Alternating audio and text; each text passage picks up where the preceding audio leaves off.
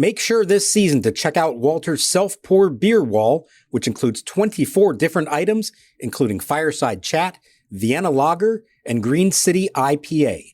Visit waltersdc.com for more information. We're driven by the search for better. But when it comes to hiring, the best way to search for a candidate isn't to search at all. Don't search, match with Indeed.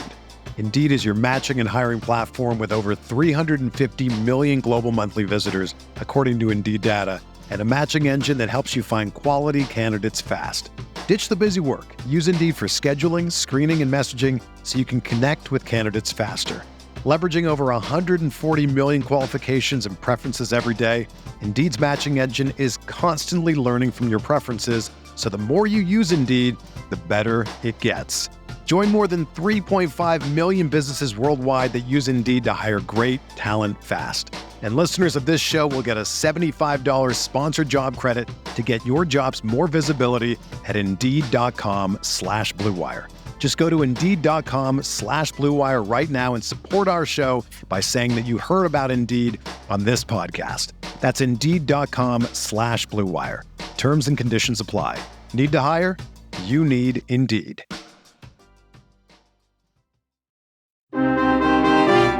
Sarno's into the wind, the left-hander deals, swinging a long drive, left center field. Chisholm Jr. back to the warning track. He's at the wall, looking up, going, gone, goodbye!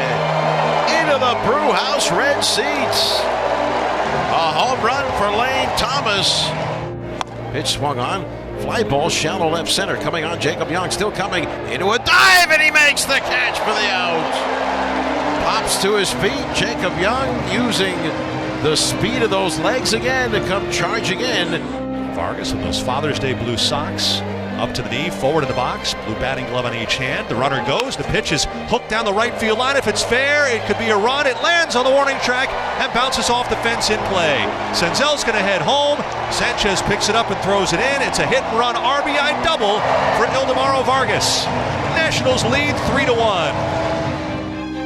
And welcome to Nats Chat for Monday, June 17th, 2024, what is the Nats' second to last scheduled off day until the All-Star break. Sunday was June 16th. It was Father's Day. It also marked exactly 1 month until the All-Star game, which is on July 16th. And the Nats, a month before the All-Star game, have surpassed their combined win total against the Miami Marlins over the previous two regular seasons, along with MASNsports.com Nationals insider Mark Zuckerman, who was at Nationals Park. I'm Al Galdi, host of the Al Galdi podcast. The Nats over the last two regular seasons went an oh-so-bad 6-26 against the Marlins, but the Nats in this regular season now are 7-0 against the Marlins and now are 35-36 overall. Sunday afternoon, a 3-1 win over the Marlins at Nationals Park to complete a 3-game sweep. This off the Nats from April 26th through the 29th, sweeping a 4-game series at the Marlins, who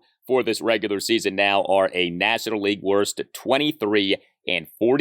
This episode of the Nats Chat podcast brought to us by Mason Callis and his team of 10 legal recruiters at Zenith Legal in Washington, D.C. Check out his website today, zenithlegal.com, or call or text Mason anytime, 202-486-3535.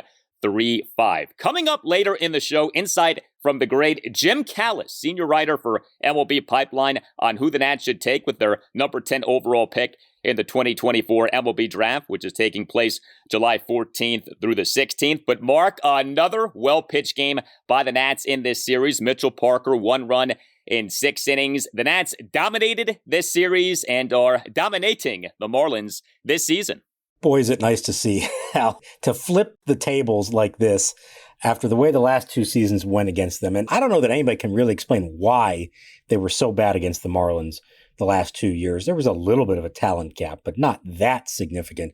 Right now, there's a huge talent gap between the Nationals and the Marlins in the positive direction. So much so that, it never truly felt at any point like they were going to lose these games. Even on Sunday, what was a tight, close game all the way, you just kind of figured, all right, they're gonna hang on here. There's no real reason to be concerned. And almost entirely, I say that because of the pitching was so good. They outscored them this weekend, 15-2.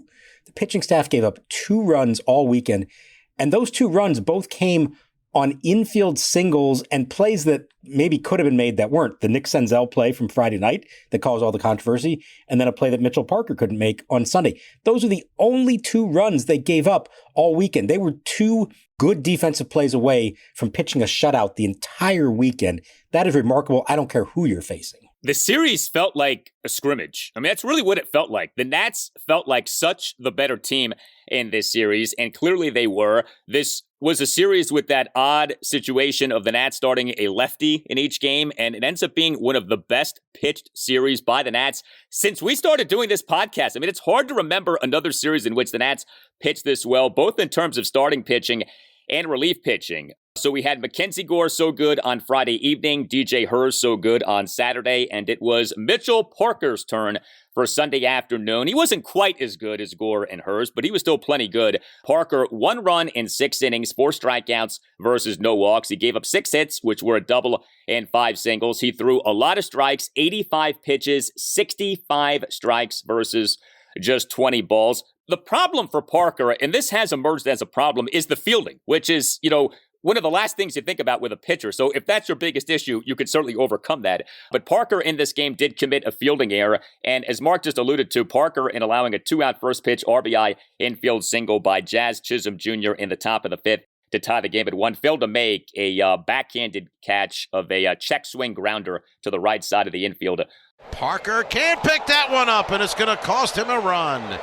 So the fielding is an issue for Parker right now. He had an error not too long ago as well, but he continues to do well. And the Nats in this series end up getting 3 terrific games in terms of the starting pitching. And I think it starts with their strike throwing. Parker, 65 of 85 pitches were strikes, 0 walks, just like DJ Herz the day before, 0 walks. Mackenzie Gore had 1 on Friday. So 3 starting pitchers, 1 walk total between them.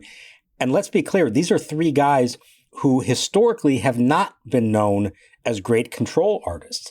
And I think this may be, at everything that we've seen so far this year, this may be the most important development that the Nationals have put on display this year. They are throwing strikes collectively as a pitching staff, cutting down on walks, and they're getting guys to significantly improve in that department. We talked about Herz the other day. Mitchell Parker in the minor leagues averaged 4.6 walks per 9 innings. Well, in 12 big league starts now, he's at 1.9. Got it under 2 with this start today. We know the message has been sent. People kind of made fun of that Mike Rizzo poster that was up in the bullpens in West Palm Beach. I don't care how hard you throw ball 4. You know what? There was a method to the madness. The message has gotten through, especially with their young pitchers, and it is now an organizational philosophy, and it is working. This has become, incredibly, in my mind, a good pitching staff basically overnight since last season. And, it's not just not issuing walks, it's the ratio of strikes to balls from these pitchers in these games. These ratios are amazing to me. I mean, Parker on Sunday afternoon, 85 pitches, 65 strikes, 20 balls, a strikes to balls ratio of better than 3-1. That is phenomenal. DJ Herz in his outing on Saturday, 84 pitches, 57 strikes, 27 balls. A strikes to balls ratio of better than 2-1. And then Gore in his outing on Friday evening, 103 pitches, 71 strikes, 32 balls. Again, a strikes to balls ratio of better than 2-1. You cannot heap enough praise on those ratios. Like, those are so good. So it's not issuing walks like you just said, but even like plate appearance to plate appearance, you are ahead in counts. You're not falling behind in counts. You're not presenting batters with favorable batting counts. There are so many good things that come from throwing strikes, and the degree to which these pitchers are throwing strikes as opposed to throwing balls, just so good. And it hasn't really come at the expense of stuff. I don't feel like. Maybe they take a little bit off here or there, but we're not talking about guys who are just laying them right in there at 88, 89 miles an hour. No, these guys have good stuff. And you're right, it's not just the walks. The other thing they really preach is strike 1. And the difference between an 0-1 count and a 1-0 count and what you can do from that point on is tremendous. And so by harping on that, sometimes they're even getting first pitch outs, which help keep the pitch count down overall. But once you get ahead, it opens the door to so much more. Now you can use that good stuff to your advantage, the off-speed stuff, the breaking pitches, whatever you have, and not feel like you're constantly fighting your way to get back into a favorable count. And so I think that's a big part of it as well. And like I said, this is not just being done on an individual level. This is across the board organizationally. And we've been talking a lot about how long we've been waiting for them to develop their own pitching. I think this is part of it, is that it's not just saying, well, we've got some good pitchers and we're going to kind of turn this guy and this guy and this guy into a big leaguer. No, they're preaching this to everybody who comes through the system. And so I feel like when they get here to the big leagues, they are more prepared and more ready than we've seen in the past. I feel like some of the guys they call up in the past, they needed additional work once they got here. Right now, it feels like most of them arrive here like they already know what they're doing. And that's such a big step for them to get to that point. It was on tax day, April 15th, that the Nats announced that they had recalled Mitchell Parker from AAA Rochester. He since then has the following stats: 12 starts, ERA of 3.06, whip of 1.08. The streak does continue. He has allowed 3 earned runs or less in each of his first 12 major league regular season starts. When we look at the non-Mackenzie Gore, non-Cade Cavalli, non-Josiah Gray factors in this rotation now, the 3 pleasant developments, Mitchell Parker, Jake Irvin, DJ Herz, who do you think has the most upside among those 3 in your opinion? That's a good question. And I think that the answer to that has probably changed over time. I don't know that a year ago people would have said Jake Irvin necessarily, but I think where we are right now, and maybe it's just an extra year of experience that he has over the others, he looks like the more polished pitcher who can really put it all together and maybe be a number 2 starter in the big leagues. I don't know if they feel like the other guys are there. Certainly not yet. Maybe they could get there. I think they know with Herz, and this was the book on him when they acquired him last year for Jamer Candelario, was that the stuff was really good. Strikeout numbers were huge. He just had to figure out a way to throw strikes. So far, that's been great and never better than it was on Saturday. But we're talking 3 starts, so you don't want to get too excited yet and try to extrapolate what that's going to be. And Parker was kind of in the same boat as Jake Irvin, I think, coming into this year. A name that you said, okay, he's not one of their top premier guys, but we're going to see him at some point in the big leagues this year, and we might be able to get something out of him. Well, he's been much more than you would have thought so far, has stared down some pretty good lineups along the way and continues to give him good stuff. So can he, a year from now, become what Jake Irvin has become? Maybe he can get there. Maybe Herz has that ability to dominate on any given day that he takes the mound. But I think right now, Jake Irvin is not just pitching like a number 4 starter. He's kind of pitching like a number 2 in my mind. Yeah, and, it made me think of this because we remember this past offseason, the complaining from some people about the Nats not spending more, not doing more. And I feel like the majority of that had to do with position players, but I know at least some of that sentiment was directed toward, hey, why not sign a starting pitcher, add to this rotation? This is why you don't do that in the middle of a rebuild, because you want to see what you have. You want to see who might emerge in this rebuild. If you spend significant free agent money this past offseason on a veteran starting pitcher, you maybe don't have Mitchell Parker doing what he's doing right now because he's being blocked right now.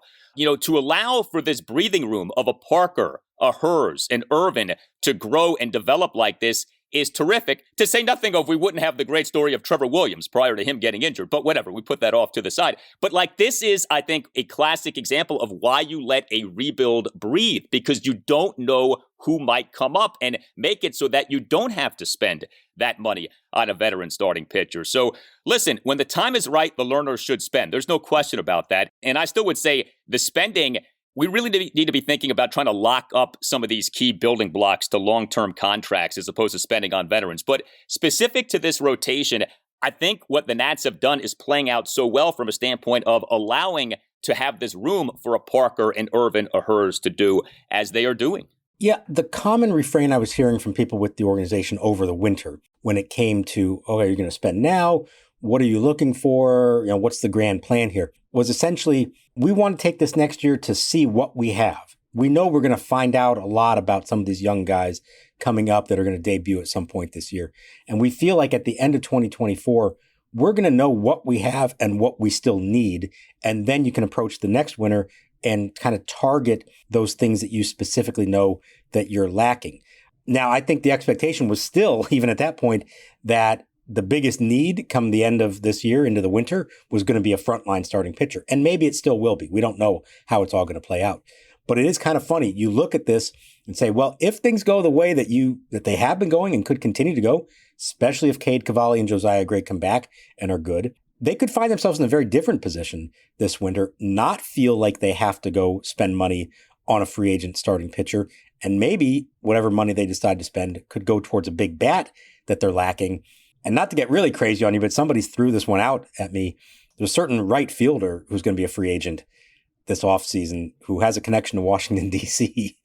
And if you only had enough money to spend on one big free agent, if you actually think you have the pitching now, boy, wouldn't that be something if they went all in to bring that guy back to D.C.? We're getting way ahead of ourselves here, obviously. But it is amazing what good young pitching can do and the domino effect of all that in how you're trying to build a winning franchise.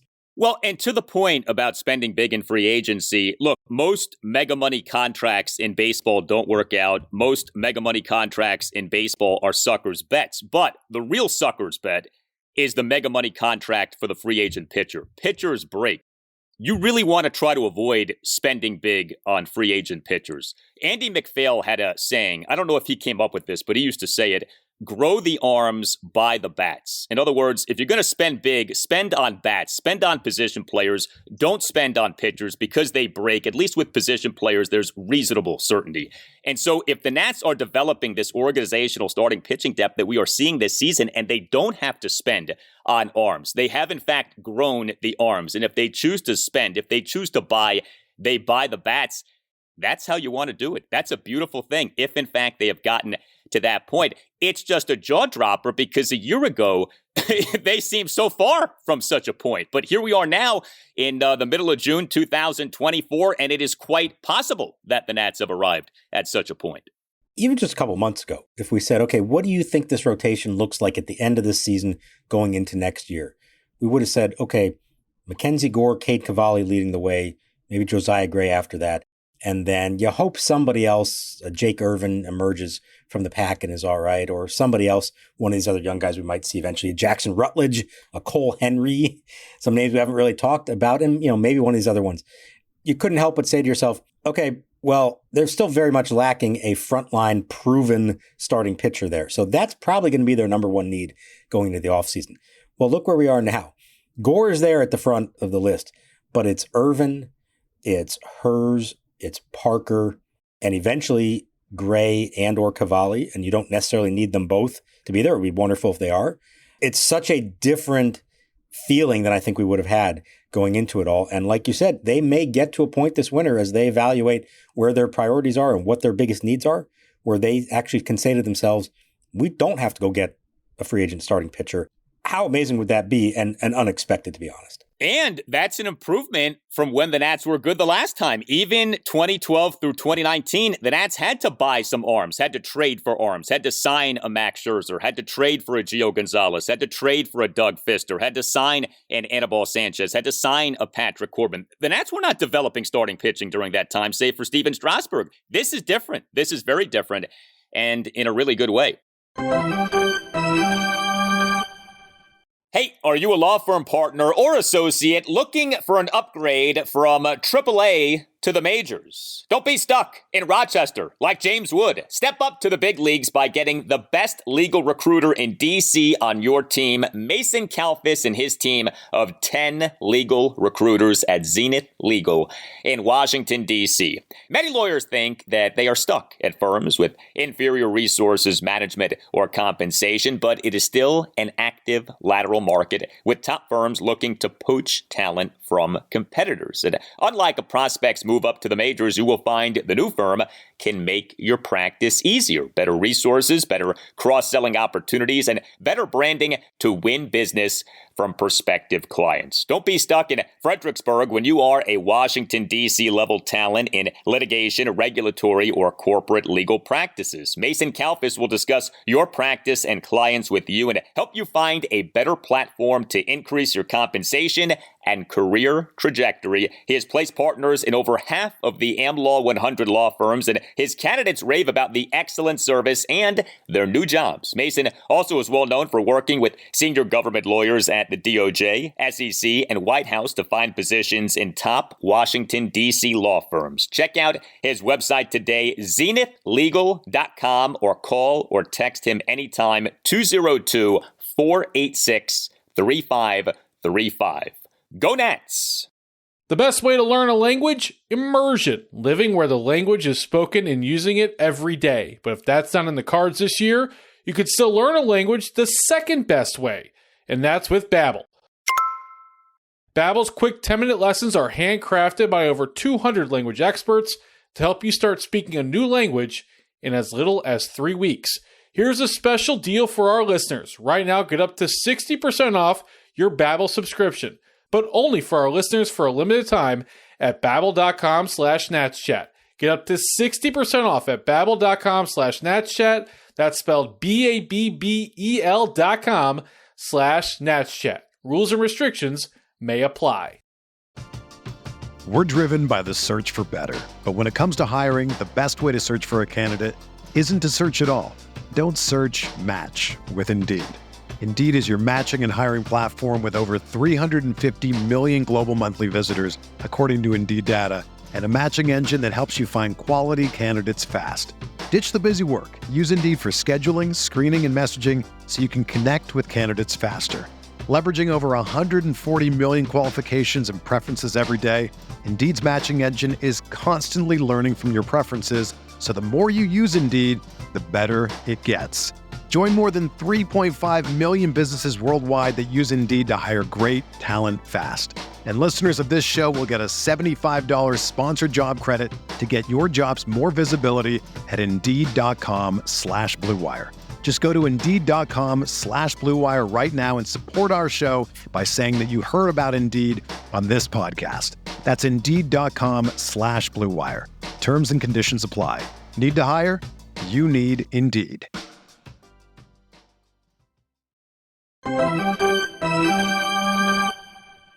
Open stands for the switch hitting Brujan. Finnegan sets. Check of the runner. The kick, here it comes. Swing and a miss. He struck him out. Another splitter. And a Curly W's in the books. And so is a 3-game sweep of the Miami Marlins. Well, kind of lost in the shuffle with the Nats' really good starting pitching in this 3-game sweep of the Marlins was the bullpen having a really good series. Nats relievers over the 3 games combined for 8 scoreless innings. This was a drama-free series for the Nats in terms of the bullpen. This win on Sunday afternoon, 3 Nats relievers combined for 3 scoreless innings. Derek Law tossed 1 2/3 scoreless innings. Robert Garcia faced 1 batter and got 1 out, which was a swinging strikeout of pinch hitter Dane Myers with a runner on first, 2 outs in the top of the 8th. And then Kyle Finnegan tossed a scoreless top of the 9th for the save, despite giving up a 1-out double. So if you want to call that some drama, fine. But otherwise, overall, good stuff from the pen. Hunter Harvey, presumably unavailable for Sunday afternoon, but the Nats figure out a way to make it work with Law and Garcia to take things to Finnegan. So, yeah, really the only shaky inning all weekend was the Hunter Harvey 8th inning, and he got out of it with no damage. He was unavailable, but good on Derek Law for starting a clean inning and then getting through it and coming back out and getting 2 more outs the next inning. Good on Robert Garcia, who the other day in Detroit kind of made a mess of the jam that he inherited from Law and a big strikeout to get out of the 8th. And Finnegan gave up a double in the 9th, but it, again, never really felt like anything was on the brink of falling apart for him or for any of them. And as good as the rotation has been, I think the bullpen, especially the A bullpen, and when they hold a lead late in the game, I think we have to credit how they have locked this stuff down. They are not blowing games late. If they lose a game, it's either because they were tied or already down a run or 2, or, sometimes they've been up by a bunch and one of the B bullpen guys creates a little bit of a mess and Harvey and Finnegan have to come in and clean it up. I mean, Finnegan's now 20 out of 22 in save opportunities, in addition to everything else that he's done. We know how good Hunter Harvey has been. These guys are as reliable as we have seen collectively from this bullpen in many years. For sure. And the bullpen, like the starting pitching, I don't know that many people felt great certainty with that coming into this season, but the bullpen overall has been a strength. The Nats offense in this 3-game sweep of the Marlins, you wouldn't say the offense was great, but you certainly would say that the offense was good enough. The Nats in this 3-1 win on Sunday afternoon, 3 runs, 9 hits, 3 walks, 0 for 4 with runners in scoring position. This was a multi-homer game for the Nats on Sunday afternoon. It has not been often that we've been able to say that this season. And homering again for a 3rd time in 3 games in this series, Lane Thomas. He ended up homering in each game of the series. Thomas on Sunday afternoon as the Nats starting right fielder and number 2 batter, 1 for 4 with a solo homer and 2 strikeouts. He and the Nats 1 run first, a 1-out solo homer to center field for a 1-0 Nats lead. You know, that was something that the Nats did such a good job of in this series, getting out ahead early. We know how much Davey Martinez values that. It felt like every game you turn it on and within just a few minutes, the Nats were up 1-0. It was so good to see that.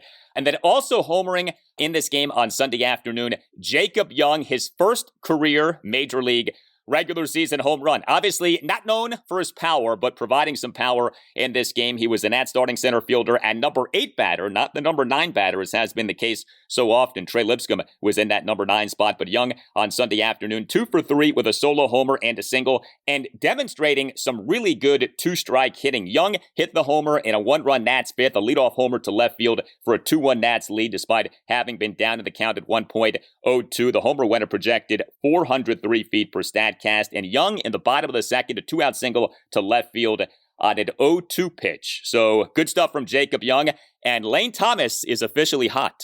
In Lane Thomas's case, 20 games since he came back from the knee injury, slashing .311, .365, .595 slugging percentage. He is very much back, and it has been critical for them. We talked a lot about him yesterday, so let's talk about Jacob Young, because this one was a long time coming.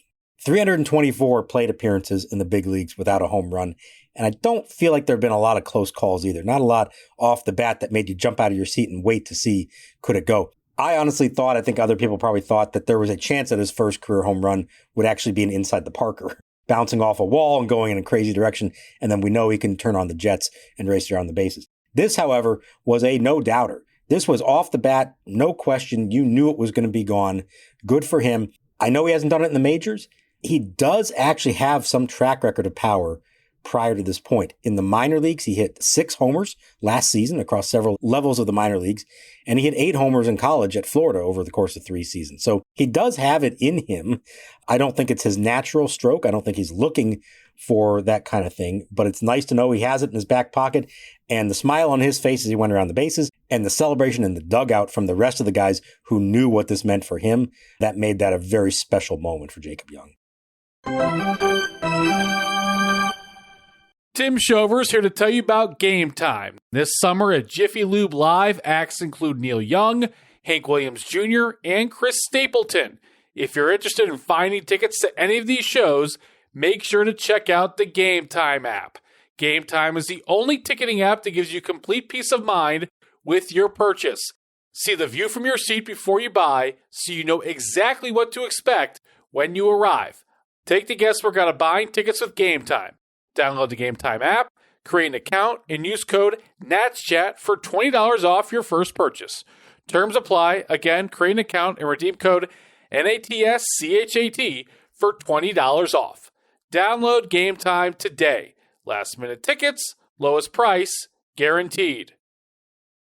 Hey guys, it's Al Galdi for Window Nation, which has another great offer for listeners of the Nats Chat podcast. Window Nation is extending its semi-annual sale, 50% off all window styles, plus 0% interest for 5 years, and an additional bonus if you schedule an appointment between now and the end of this month. Call 866-90-NATION or visit windownation.com and tell Window Nation that Al Galdi sent you. Window Nation windows are the best. Add to the look, feel, and value of your home. Every Window Nation window undergoes a 50-point inspection before the window leaves the Window Nation factory. And know that Window Nation's vinyl windows can do everything that wood or composite windows can do, and at a fraction of the cost of wood and composite windows. Take advantage of this offer for listeners of the Nats Chat podcast. 50% off all window styles plus 0% interest for 5 years, and an additional bonus if you schedule an appointment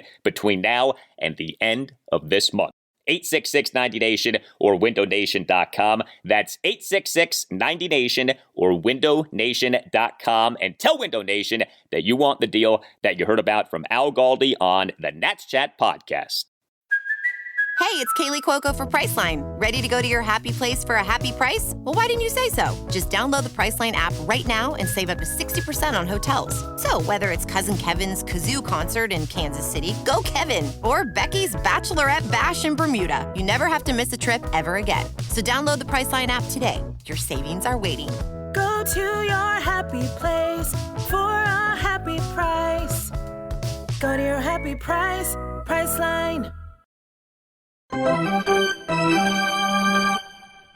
Here's your minor league report for the games played on Sunday. Dylan Cruz homered for the 5th time this season, hitting right behind him Brady House. He went 1 for 4 with a single. Up to AAA, still no James Wood, but it was a good outing for Jackson Rutledge. 7 innings pitched, just 2 hits and 1 run, walked 2, struck out 3, gave up a homer. His ERA for the season is at 6.63. Here's the pitch. Swing by Young and a drive in the air to deep left field. This ball way back to the Cruz. Warning track at the wall. Going, and gone. Goodbye. Bang! Zoom goes Jacob Young to put the Nationals back in front with his first Major League home run. A drive into the Marlins bullpen in left center field. He wears the Uncle Slam hat into the dugout. And the Nationals lead again. It's Washington 2 and Miami 1. There were 2 Nats who had multi-hit games on Sunday afternoon, Jacob Young and Keibert Ruiz. He is the Nats starting catcher and number 6 batter, 2 for 3 with a double and an infield single. Keibert in the bottom of the 4th had a 2-out infield single up the middle. And Keibert in the bottom of the 2nd, a leadoff double down the left field line. But he then was easily tagged out at third base without even sliding on a Luis Garcia Jr. bunt. This was a tough watch. So first of all, Luis Garcia Jr., one of the Nats' better hitters this season, putting down a bunt with Keibert Ruiz on second base. Hated seeing that. Keibert gets tagged out at third when he should have never taken off for third base. And again, he gets tagged out without sliding into third. That's how out Keibert was in going into third base. And then the cherry on top of the whipped cream on top of the sundae, Luis Garcia Jr. got thrown out in an attempted steal of second base. So in that inning, not the best from the Nationals offense. That was an absolute mess of an inning, and thank God it didn't cost them in the end. Otherwise, this would be a much bigger story. I didn't like the bunt attempt to begin with. And I get lefty on lefty. Maybe you feel like it's a bad matchup, and maybe he is a guy that you would bunt with. But in the second inning of the game, and more importantly, you have to know who your base runner is.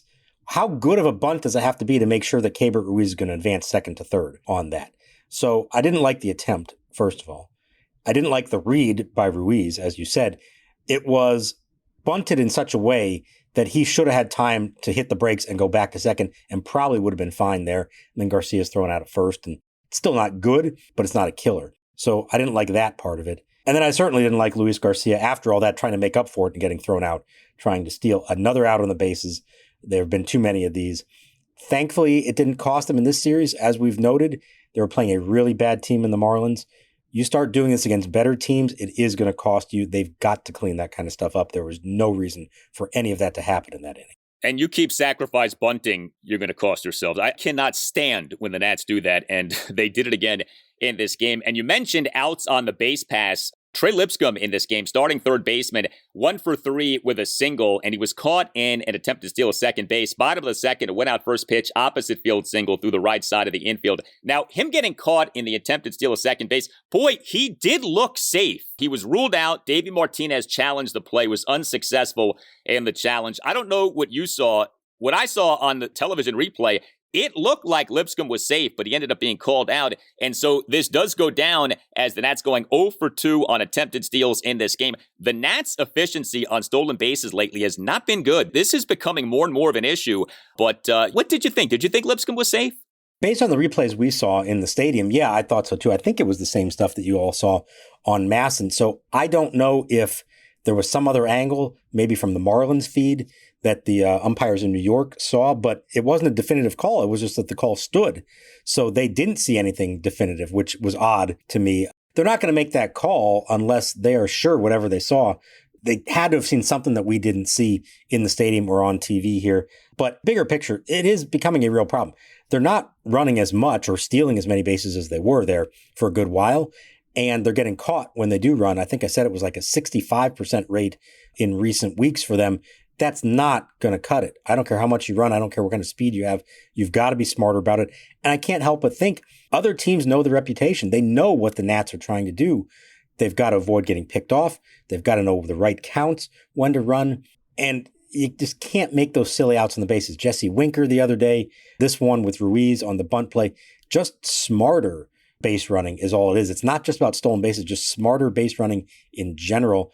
I don't know why this has become more of a thing lately. Maybe they're feeling their oats a little too much because they know how good of a running team they've been and it's costing them, but they got to clean that stuff up. Again, you get away with it against the Marlins. You're not getting away with that against other teams once they start facing better competition again. No, you're not. But the good news for the Nats is they're really not facing that stiff of a competition run here in the coming weeks. Now, look, the Marlins are a special kind of bad, but next up for the Nats is a team that is rather mid, the Arizona Diamondbacks. No game for the Nats on Monday. Then a 3-game series against the Diamondbacks at Nationals Park Tuesday through Thursday. The rare weekday series with 2 afternoon start times. We do have June 19th on Wednesday. So game 1, Tuesday evening, 6:45. Jake Irvin will be the Nats starting pitcher. Game 2, Wednesday afternoon at 4:05. Patrick Corbin will be the Nats starting pitcher. And game 3, Thursday afternoon at 1:05. Mackenzie Gore will be the Nats starting pitcher. And look, you don't want to assume anything, but this sure would seem like another prime opportunity for the Nats to pick up a couple of wins, especially with Irvin and Gore pitching in the series, arguably the Nats' 2 best starting pitchers. I know the Diamondbacks made the World Series last year, but they did so as an 84-win team, and they are hovering below 500 right now. Al, I'm looking at the wild card standings as we tape this. I believe this is the first time we can say this. The Nationals at this very moment at 5:29 p.m. on Father's Day are tied with the Padres for the final wild card spot in the National League with, as you said, an opportunity to maybe pick up some ground over the next week or so. And how amazing is it for us, really for the first time since we started this podcast, to be having that kind of discussion? Yeah, and the Nats have a 3-game series at the Padres, June 24th through the 26th. That could be a rather big series, a couple of late-night games there, but that could be a juicy late June series for our Washington Nationals at the Padres. Great to see this. You know, it's funny. It wasn't that long ago that the Nats got swept by the New York Mets in 3 games at Nationals Park, June 3rd through the 5th. But since then, you had the loss in game 1 of a 4-game series against the Atlanta Braves. But since then, the Nats are 8-1. That sweep to the Mets feels like a long time ago. And the team is on a really nice run right now. So hopefully it keeps going. It's really just that one blip, the Mets series, for whatever reason. But remember, they had beaten the Braves prior to that. This is not just them beating up on the Marlins. They are doing well against a number of teams. And I keep saying, you know, my expectation for this season was that I thought the second half would be better than the first half. Well, right now, their first half's going better than I thought it would be. And if it really does improve from here, watch out. We could be having some very interesting shows post All-Star break and into August. And I think people in that clubhouse and in the organization are starting to think in those terms as well.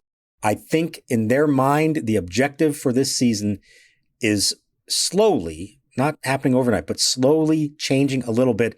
And they're open to the idea of approaching the second half of the season a little differently than perhaps they thought they would when it started. Good things are happening. Spread the word. The Nats Chat Podcast, the only Nationals podcast or show on which you get Nationals conversation for the morning after every Nationals game day. This installment of the Nats Chat Podcast brought to us by Mason Callis and his team of 10 legal recruiters at Zenith Legal in Washington, D.C. Check out Mason's website today, zenithlegal.com, or call or text Mason at any time, 202-486-3535. You can hit us up on X at Nats_chat. You can email the show, natschatpodcast@gmail.com. We have a website that you can check out, natschatpodcast.com, in which you can buy a Nats Chat podcast t-shirt. All Nationals radio highlights on Nats Chat are courtesy of 106.7 The Fan. So for Mark Zuckerman, I'm Al Galdi. We thank you for listening. We'll talk to you next time on the Nats Chat Podcast. And we leave you now with a special treat, the great Jim Callis, senior writer for MLB Pipeline, on what the Nats should be thinking with their number 10 overall pick in the 2024 MLB Draft. It's kind of unfortunate for the Nationals that the draft lottery rules preclude them from picking higher than 10th this year. But the good news is there's a clear top 2 tiers of 10 players who separate themselves in this draft, and the Nationals are guaranteed to get one of them and may have a crack at more than one of them. The 3 guys most likely to get to 10 out of that group are West Virginia middle infielder J.J. Weatherholt, Wake Forest first baseman Nick Kurtz, and Mississippi High School shortstop outfielder Connor Griffin. Weatherholt entered the year as our number 1 ranked prospect, had a hamstring injury that made him difficult to evaluate him at shortstop, but he's arguably the best pure hitter in the draft, has performed very well the last 2 years, and he could be a bargain if he falls all the way to number 10. Kurtz may have the best combination of swing decisions, contact, and exit velocities in the entire draft, but as a first baseman, the track record of that position at the top of the draft, and he does have some injury history, may knock him down a little further than expected, but he's got a ton of power, makes good swing decisions, will hit for average, get on base, really interesting offensive guy. And then Griffin is interesting as well. He's the National Gatorade High School Player of the Year. He's got the best all-around tools and highest upside in the draft. Potential 30-30 guy who could be a plus defender at shortstop or a gold glover in center field. Though there are clubs who worry about how well his swing is going to translate at the big league level. But he'd be the highest upside of all 3 of those guys.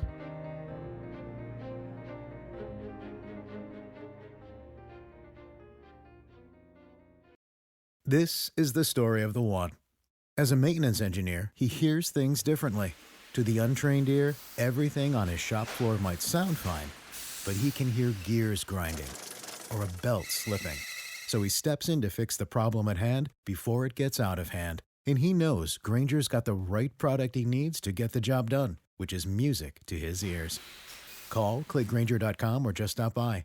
Grainger, for the ones who get it done.